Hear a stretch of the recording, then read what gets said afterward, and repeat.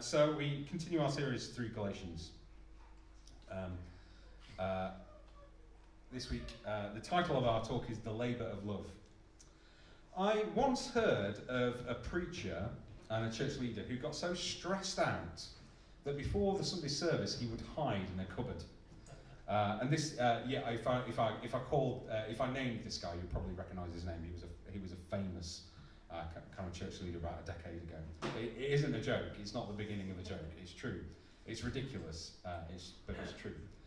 And can I begin today with something of a confession? And I think I might have said this to a few people in the past, but really the worst half hour of my week is 10 to 10:30 a.m. on a Sunday morning. That's my kind of. If you plotted my week in a little kind of graph, it would hit its bottom point at sort of 10 to 10:30 a.m. And I don't like admitting that. That is true too. Often true. Not always true, often true. I don't like admitting it, but also why do I say that? Surely Sunday morning should be the peak of the week, not the pit. Why, when we're preparing to come into God's presence, am I kind of such a kind of anxious low? And I could tell you that I'm rushing to get the last few things together, which is true. I could tell you that I've probably yelled at the kids or Becca, which is true, or been yelled at by the kids or Becca, which is also true. I could tell you that I'm thinking about the talk or the worship, or how one or other of them is a bit undercooked or not as good or polished as I would like to be, and that's all true. But it's actually none of those things. And the worst thing is you. You. But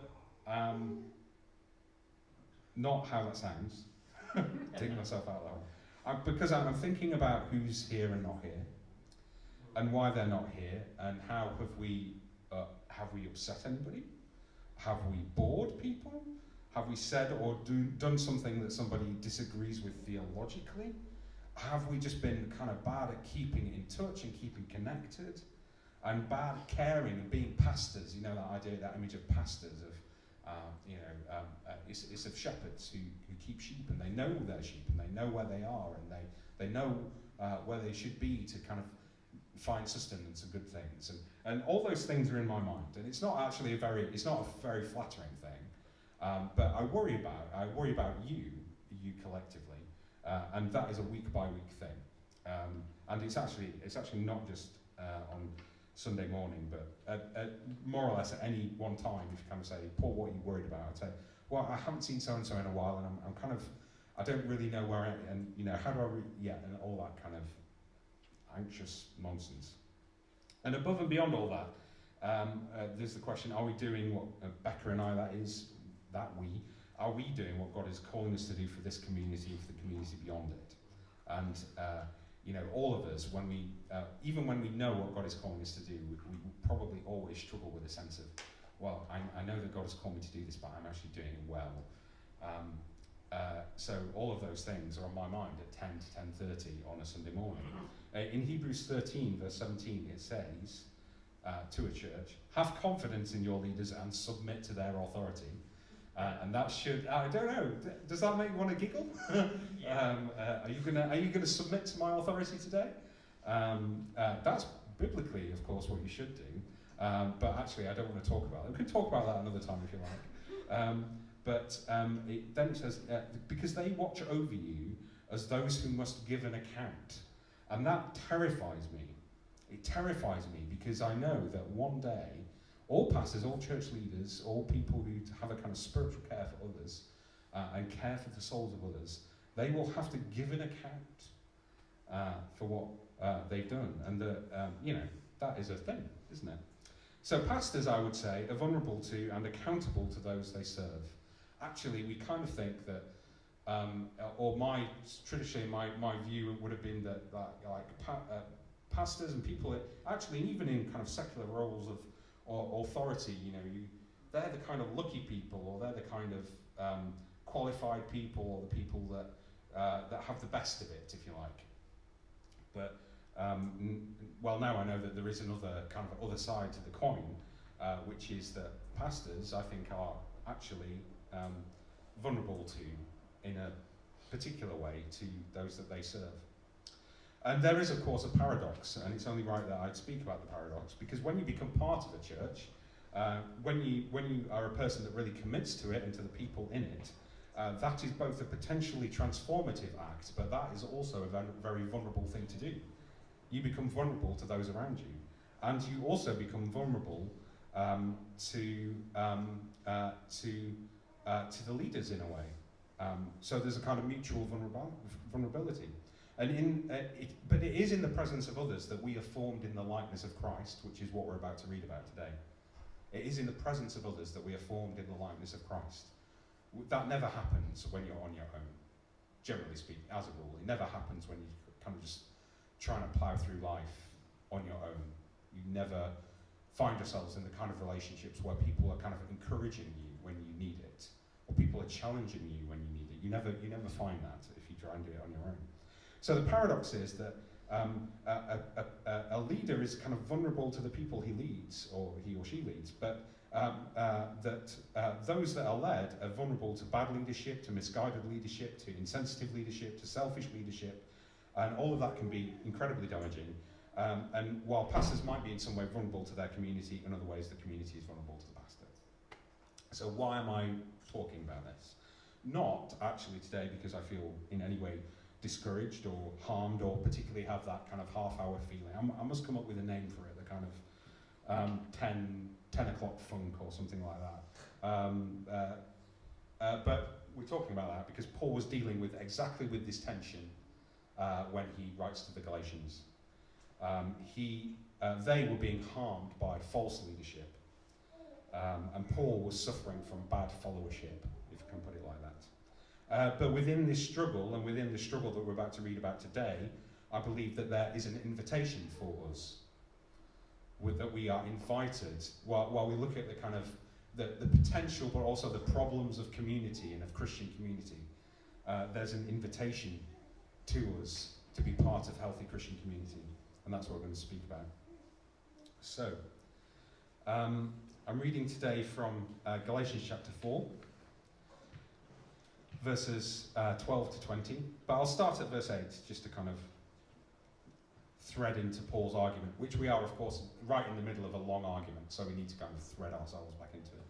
So, starting from verse 8 to chapter 4 of Galatians. Formerly, when you did not know God, you were slaves to those who by nature are not gods. But now you know God, or rather are known by God. How is it that you are turning back to those weak and miserable forces? Do you wish to be enslaved by them all over again? You are observing special days and months and seasons and years. I fear for you that somehow I have wasted my efforts on you. I plead with you, brothers and sisters, become like me, for I became like you. You did me no wrong. As you know, it was because of an illness that I first preached the gospel to you, and even though my illness was a trial to you, you did not treat me with contempt or scorn.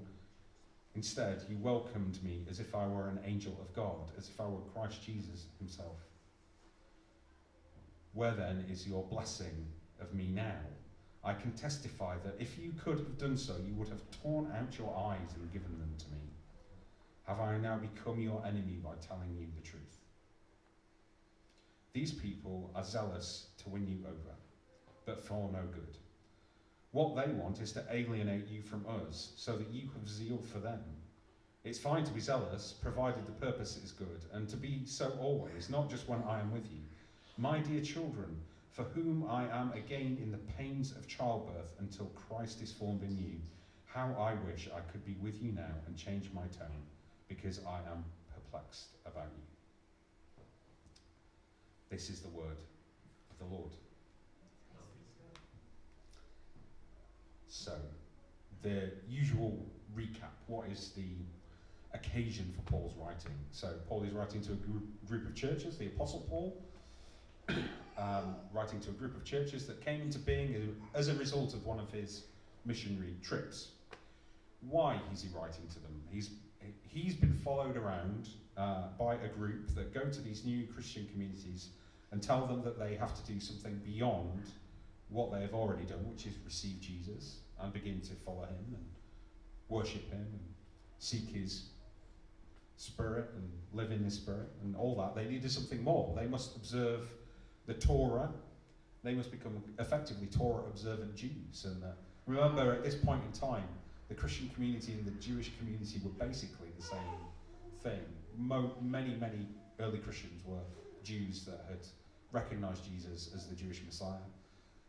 So when that gospel began to spread to Gentiles or non-Jews, people began to say, well, it's not enough that you just believe in Jesus. You need to do Torah. You need to do this law. You need to become part of the covenant of Abraham through that symbolic act, circumcision. So that's why circumcision gets mentioned a lot in the book. What is he saying? Paul writes to set out the gospel again, to explain to them that they are already children of God, and to warn them away from following this instruction to do Torah, which Paul believes is like them voluntarily submitting to slavery. In the first few verses we read today, from 8 to 11, that's what he's talking about. Do you want to be enslaved by weak and miserable forces all over again? Why did you hear? The purpose of receiving Jesus is to experience a freedom, a deep spiritual freedom, but you're going to become enslaved again. So Paul wants to save them, he wants to prevent them from doing that. Do you want to be a slave, he's saying, or do you want to be a son? It's your choice. So Galatians is actually it's an emotionally intense letter. And these verses that we read are one of those moments when Paul's feeling just spills out on the page. It's everywhere. So this isn't about dry theology in that sense. It's not about doctrine and ideas as such. It's about relationships and how they form and the strain that they come under and how they potentially break. So that's why Paul writes this letter in a state of grief and frustration, and very often we see that coming through. Today, this is going to be relatively brief. We're going to a destination, and that destination is the invitation to healthy Christian community. There are 2 stops on the way, 2 brief stops. The first is, I think in this section we get a glimpse of healthy Christian community. The second stop is a hint of destructive Christian community when it doesn't work, when something's going wrong. And then the destination, invitation to Christian community now for us. Does that make sense so far? Okay.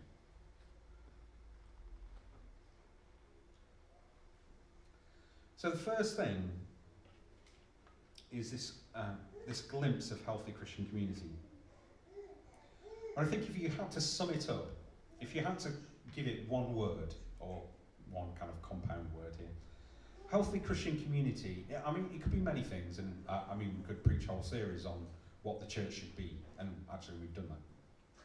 But if we had to sum it up, we would say it's other-oriented. It's about the other. It's about encountering someone else, someone different, acknowledging that you are somehow belonging to each other and part of each other, and that you serve each other. You become other-oriented. Now, this is not really, actually, when we think about it, I mean, it's a nice thing in theory, but in practice, it's not really what we want to hear. The routines, the practices of our time, of our place, of our culture, are not other-orientated. They're kind of self-orientated. This, in a sense, is what a kind of Western capitalist, consumerist culture trains us to do, is always to kind of think about our wants and our desires and to see them satisfied if we can. Not to wait for it, not to moderate it, not to say, well, perhaps that thing I want won't necessarily be good for me, and maybe I shouldn't have that thing which I have an appetite for. Nobody ever says that to us. We always just say, well, what do you want? What do you want? Go and get it, if you can. If you can't afford it, put it on the credit card. If it might be bad for you, then, well, that's just your call. And that's the culture in which we live. it's interesting, kind of politicians in the West. A few years ago, I remember there was a lot of talk about global overpopulation, and that is still a problem, and a kind of growing population. So that's a problem, like, in lots of ways. It's a problem for our environment, it's a problem for the kind of provision of resources, it's a problem that the population is growing in areas that are poorest, and so on and so forth. But recently, people have started to talk about something else, and that is declining birth rates, and it's true that in a host of Western countries, including our own country, and some other countries as well, there is we do not have a replacement birth rate. But for migration, our population would be declining. So, but nobody likes to talk about why that might be the case. And isn't it that there is something in our culture which says that taking responsibility for some other is to be avoided if at all possible? I mean, of course, there is a huge risk of being simplistic and always putting everything down to a single cause. But it seems to me that this might be part of it, that actually the decision, now we treat it in a good way as a very weighty decision to have a child, to be responsible for them, to bring them into to raise them well. People see it as a very weighty decision. But another part of that is that it's something that we should avoid if we at all can, because it is a difficult thing to take on responsibility for someone else, and that might interfere with the things that we want to do. I don't want to be ungentle about this, but it just seems to me that this is an interesting example of how we don't allow ourselves, or our culture kind of forms us in a way that makes it more difficult to be other-oriented. In 2 Timothy 3, it says, mark this, in the last days, in the terrible times, people will be kind of lovers of themselves. The Greek is philo-autos. It means that they will be turned inward, and isn't that a picture of our world in all sorts of ways? I mean, this is not to say that parents are necessarily turned outwards. People can be turned inward in lots of ways. They'll be lovers of themselves, lovers of money, boastful, proud, abusive, disobedient to their parents, ungrateful, unholy, without love, unforgiving, slanderous, without self-control, brutal, not lovers of the good, and so on and so forth. It's a pretty depressing list. I'll stop there. So, why is we struggle with, this is my point, we struggle, I think, and our culture forms us in such a way that we struggle with being other-oriented. Why are marriage rates declining? Isn't it because in marriage we do something we do something remarkable, and that is where once you were the picture, once you were the kind of centre of attention, and now you become the frame. Now you become just a way you commit to be the flourishing of someone else. Isn't that a tremendously demanding and wonderful, but also increasingly a kind of difficult thing to do? Do I commit do I really forsake all others and everything else, and do I really commit to someone? Like, in sickness and in health, if I'm sick, do I still have a responsibility to them? If they're sick, do I have responsibility to them? Do I give up everything? Do I put everything aside for this single person? And we look at it and we think, no, that's too much. Marriage rates declining. But Paul, in this community, is servant-hearted. He is other-oriented, and he has been other-orientated. The hint is in the first part of what we're talking about today. He says, "Become like me, because I became like you," which is interesting, isn't it? Become like me, because I became like you. In 1 Corinthians 9, he says, "To the Jews I became like a Jew to win the Jews. To those under the law I became like one under the law, though I myself am not under the law, so as to win those under the law.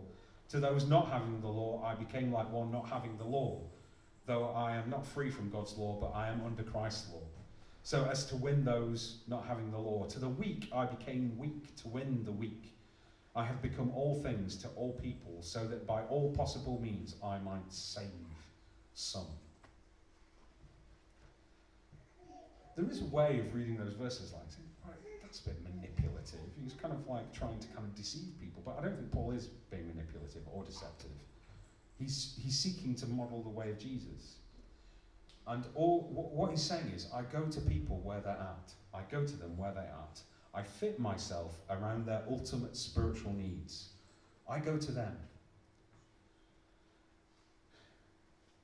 And actually, there's something here is that, like, it's not so much the content of our belief here, but it's about our posture towards others, isn't it? Like, I just want to serve you. I'm not okay if you're not okay. Is a Christian community in a single sentence? I'm not okay if you're not okay.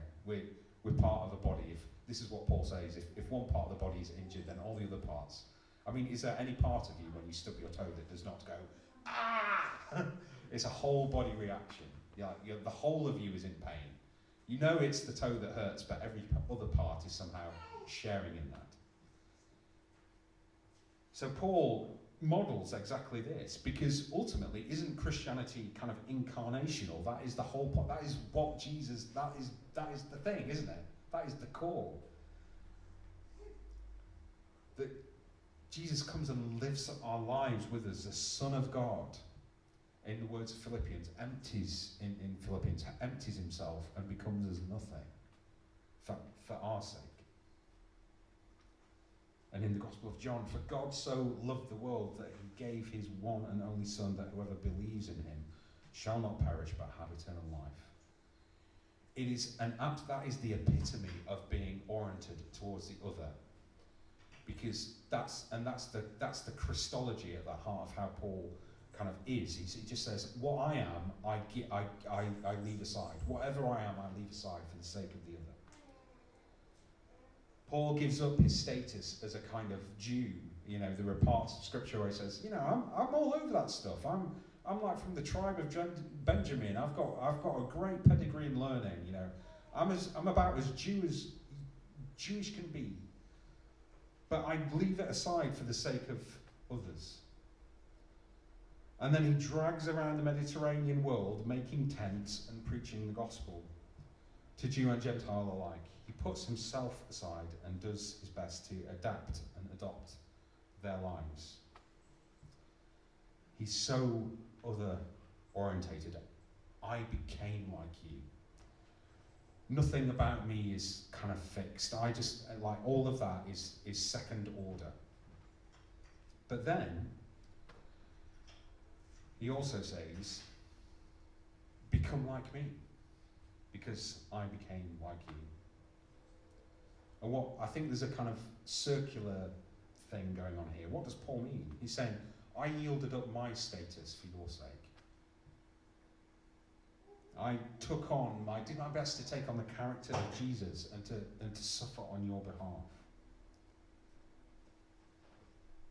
But that was for a goal. That was so that you, as we will come to look at, Jesus will be formed in you. The likeness of Christ will be formed in you. And Paul is very soft and gentle and flexible when it comes to reaching people and putting himself aside. But he has an absolute clarity on the gospel. And this is a weird kind of combination, isn't it? For someone to be arrogant enough to say, become like me. Adopt that is a huge challenge, isn't it? Because Paul, at several points in his writing, is able to say, do you want to follow Jesus? Then do what I do. I'm modelling it for you. I'm living it out for you. And for your sake. So you look at me. How many of us could do that? How many of us could go to one of our neighbours or our friends and say, let me tell you about Jesus and what he's like. And by the way, that's what I try to do. That would be a bold thing to do.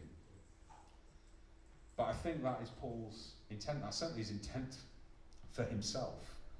And he wants to invite the Galatian churches into that after him. And he says, effectively, you began to do it.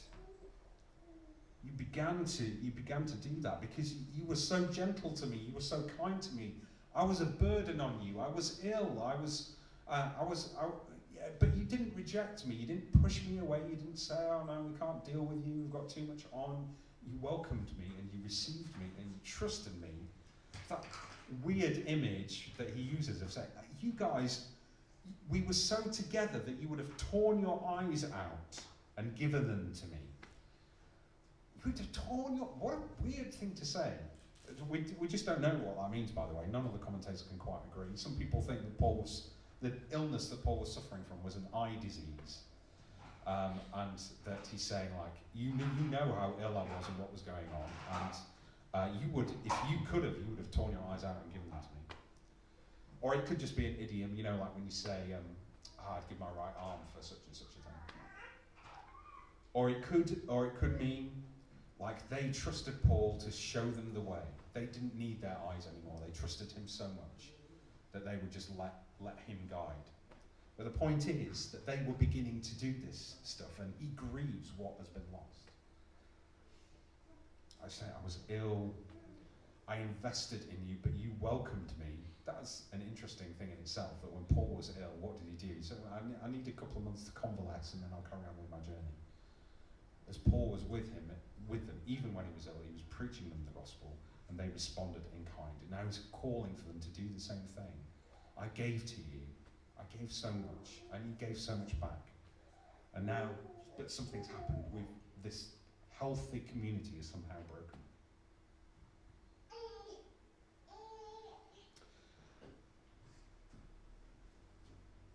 In a healthy Christian community, we can't just say the gospel. We can't just say the gospel. We've got to do it as well. That's all I'm saying, I guess. What is it to be a Christian? You know, Christians in Antioch. It was the first the first time they were called Christians. It was an insult. It was, you little Jesus people, just go away. You're so boring. Little Jesus. Always talk about Jesus and, you know, kind of, oh dear. Jesus as people. Can't do with them. But that is our... why did the church say yes to that? Yes, we'll take that insult. That will be our name. That will be what we are. We'll be little Jesuses. Just like when Jesus washed his disciples' feet at the Last Supper, a menial task. Just like he said to them, you know, at the Last Supper again, you know, who takes the head of the table, the important person? Shouldn't I be there? No, but I'm amongst you as one who serves. I'm amongst you as one who serves. The Son of God. You know, those verses in Colossians, the one that sustains creations. In him all things hold together. At a table as one who serves. So, we can't just talk it. We have to do it. So that's my first point. Then, this hint of destructive community. Community going wrong, and leadership, in fact, in as well going wrong, to be honest. But it's interesting that at some point this community can no longer handle truth-telling. Paul says, "Have I now become your enemy because I tell you the truth?" They can't handle honest conversation anymore. But I think here, like, Paul is not talking about truth-telling being a harsh delivery of facts. I sometimes think often people can take on the mantle of a truth speaker and actually just use it to be abusive to people. I think of Geoffrey Boycott. Yeah, like Geoffrey Boycott, the cricket commentator. This is a very kind of old school reference, but he's basically quite rude to people. He's from a few miles from where I was born, and he's got this kind of bluff northern. I'm just going to tell it like it is, you know. And he was quite rude about cricketers who was struggling with mental health issues. We say, oh well, you know, just I don't know what's wrong with him, you know, kind of. They should consider it a privilege to be playing for their country, you know, and all this kind of stuff. And he might take on a mantle of a truth teller, but actually he's just being hurtful. Truth telling is speech which works for someone's genuine wholeness. Proverbs, I think of. Proverbs 16:24, gracious words are a honeycomb, sweet to the soul and healing to the bones. What a beautiful picture of what our words can do in Christian community. And what our truth should do is not to kind of tear strips out of people, but we can heal their bones. I love that image. Like Their deep down insides, the thing that helps them stand up straight and walk well and move well. Gracious words are like honeycomb, sweet. Sweet to the soul and healing to the bones. A scoundrel, on the other hand, plots evil, and on their lips it is like a scorching fire. We can burn things up with our words. But the Galatian churches had begun to be intolerant of what I think Paul would have been trying to do. That gracious, truthful speech, sweet to their soul, healing to their bones. It doesn't correlate with harshness or gentleness, actually, ultimately. I think sometimes truth speaking can be gentle or harsh. It just depends. I'll tell you an embarrassing story about when I was a student, and I was on a student mission at a church in the city of York. And there were loads of students came from all over the country to join on this mission. It was a summer thing. I would open up the church in the evening for a wonderful cafe, and it was beautiful.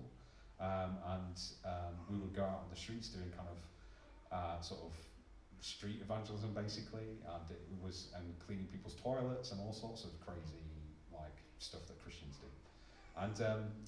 But I and a few of my friends, I'm genuinely ashamed to admit this. We started ranking how attractive we found some of the other participants on the mission. I was laughing. I can only laugh in an embarrassed way. But anyway, the point, it was a disgraceful thing to do. Anyway, word got out, and this was a beautiful moment, and I mention it because I remember it, 20 years later, one of the leaders called us all back into a room, and he stared us down, and he said, "The Bible says you are to treat older women as mothers and younger women as sisters, and you have fallen so far short, and you need to repent." And we were like 20-year-old kids, basically,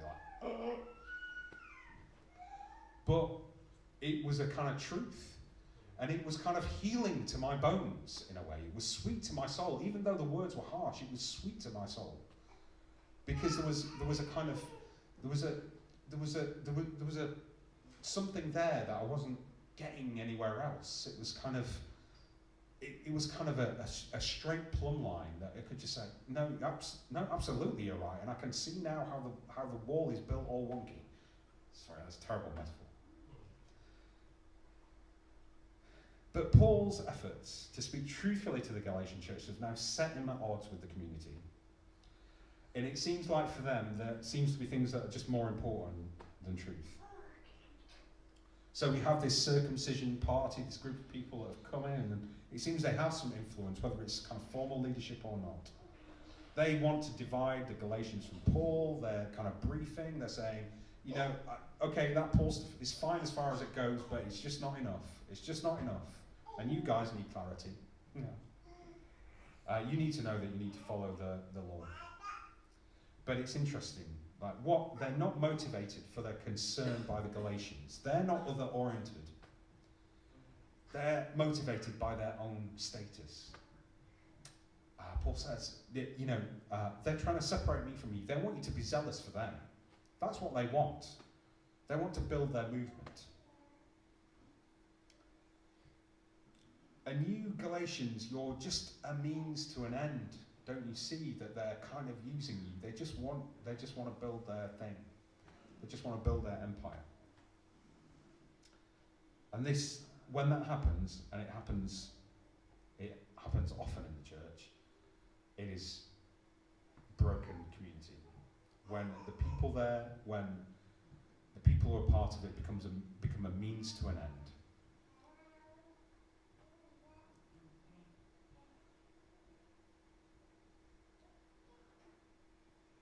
I often think of, I honour people that are great at worship and things like that, and I really do honour them, but often when you're watching those videos of worship, and someone's leading from the front, and there is a room full of people, really full of people, but you don't hear their voice. They could not exist. They're just they're part of the image but not part of the sound. And I would worry about any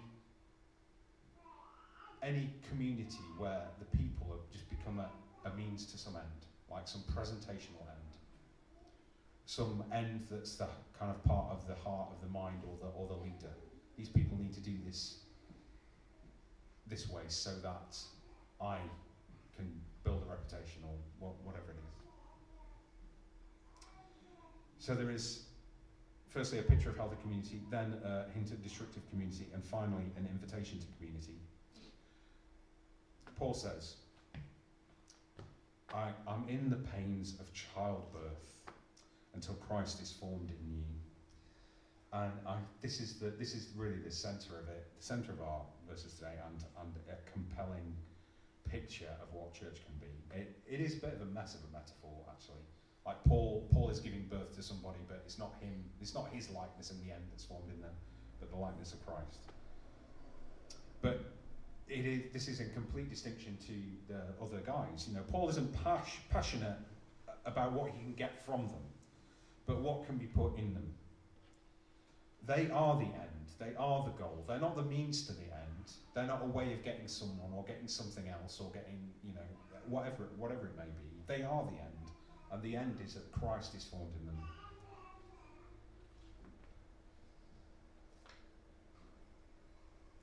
And the invitation, I think, for us is to make our community, in as much as we can, that community where Christ is formed in each other. And in the end, I don't know that it's ultimately about kind of us as leaders and anybody as followers or anything like that. It's actually about every single person serving each other and the kind of posture that we have to each other. What is this picture about? What is the metaphor saying? I mean, labour pains, Paul says, hard work and energy. I have seen a labour take, I've seen several labours take course, and they were relatively speaking easy labours, but there was a lot of hard work, there was a lot of energy, there was some pain, and there was no rest until it was over. That's what I take from this phrase.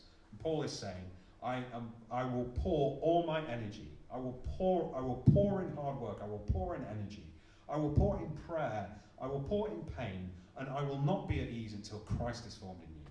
And if that were a church, that would be an incredible thing, wouldn't it?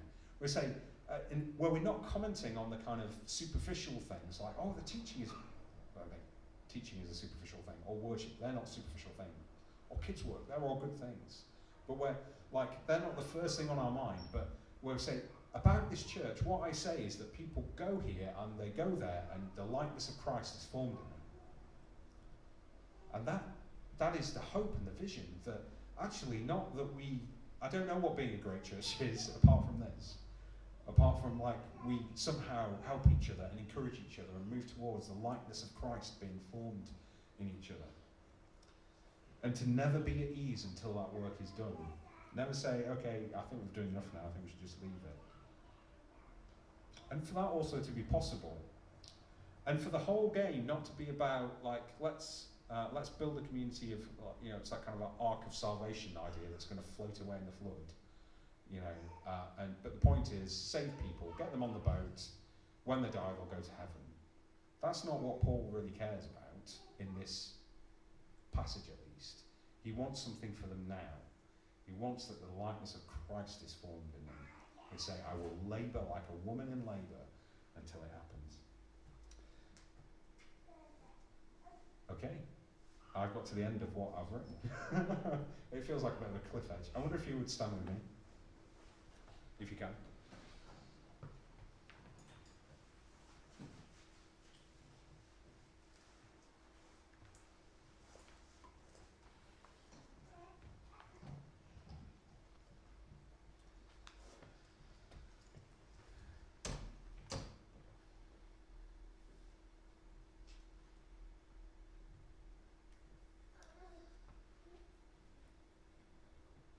We don't need to say much more, we just need to become aware again of the presence of God and the Spirit